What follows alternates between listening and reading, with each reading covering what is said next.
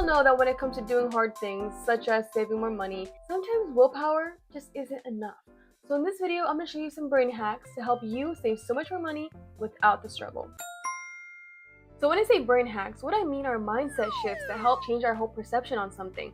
And we all know most things start in the mind and then our actions follow. Real quick, I want to share with you one of my biggest mindset shifts that I had a couple years ago. So there was a time that whenever I went to the gas station to fill up my car, I felt like I just had to buy something, whether it was candy or a drink or like a pastry. I just had to get something because I was already there. Might as well, right? So this happened for a very, very long time. And just one day out of the blue, I just got the realization nothing in here is even healthy like that. So why do I feel like I had to buy something every single time I come in? And that really made me realize that I was buying something because of the habit, not necessarily because I wanted anything from there. It was just because it was in front of my face and I just did it one time, did it the next time, and it was just pure habit. So once I thought this through, I realized that, okay, you know what? I'm just gonna stop.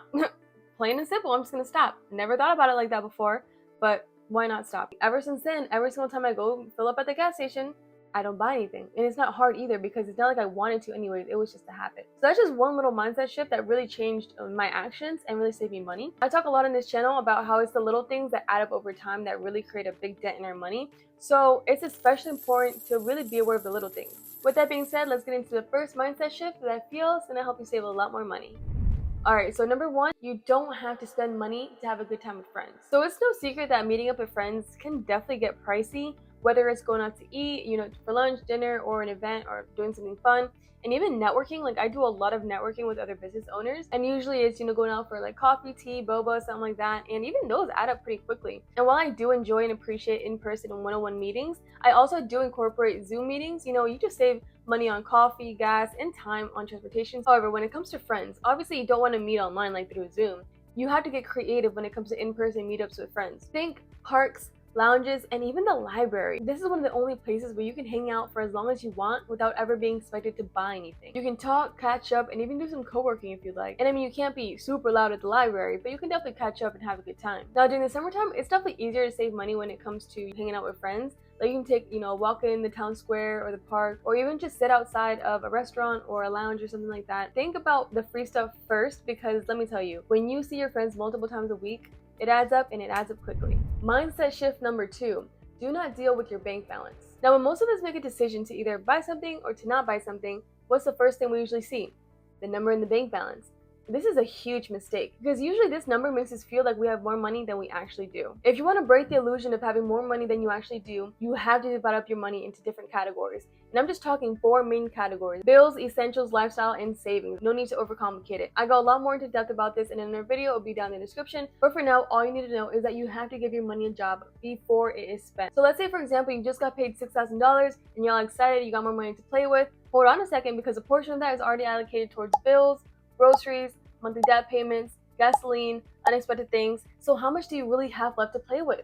That's the important number that you must know before spending. Once you know that number, let's say it's $500, you want to make sure to keep track of every single time you spend in that category. So if you spent $20 on lunch, make sure to deduct it from the 500, 480, and so on and so forth, so you don't accidentally overspend. This is huge. To go deeper on this in another video, please make sure to watch after you watch this one. Mindset shift 3. Never ever impulse buy. You work hard for your money, so make sure never to spend it in haste. Of course, the stores, they know the emotional side of spending, so they do flash sales, deals, and everything. Just remember, if you weren't already planning to buy this item, it's not really on sale. So never fall for the hype, whether it's Amazon Prime Day or Black Friday. If you weren't already planning on buying it, it's not worth it. A cool little trick that I learned from another creator is to create a list.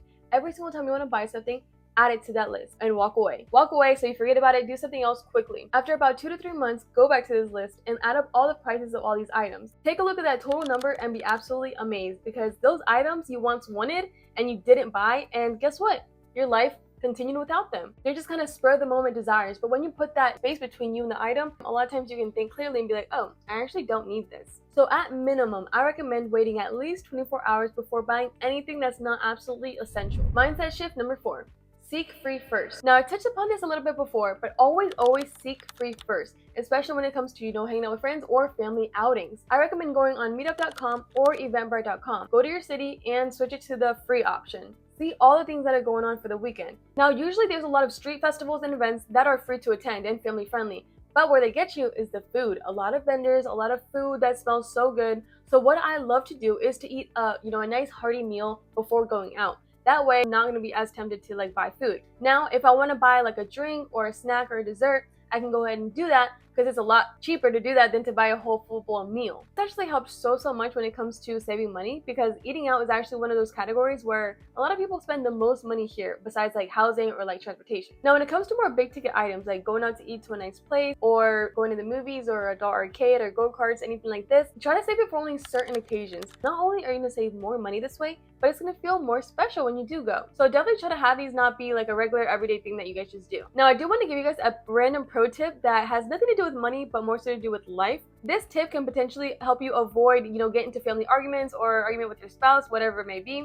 It has to do with parking. When you go to a big event, whether it's a festival or a concert or whatever it is, and there's no parking, instead of circling around the whole arena or the whole parking lot for like ever and getting really annoyed and stressed out, try to find somewhere that's kind of out the way where you can kind of chill for a second. Wait until you see someone coming out of the event and into their car. Make sure to ask them if they're actually leaving, because sometimes they're just getting something from their car. So ask them if they're leaving. If they say yes, awkwardly follow them to their spot. It doesn't have to be awkward, but I'm just saying it's better than doing all these laps all the time, right? This helps so much with like anxiety when it comes to parking and events and all this. So definitely try this. Don't look for parking spots, look for people. That's it for this video. If you're ready to take control of your money, make sure to watch this video right here. Thank you so much. God bless you, and bye for now.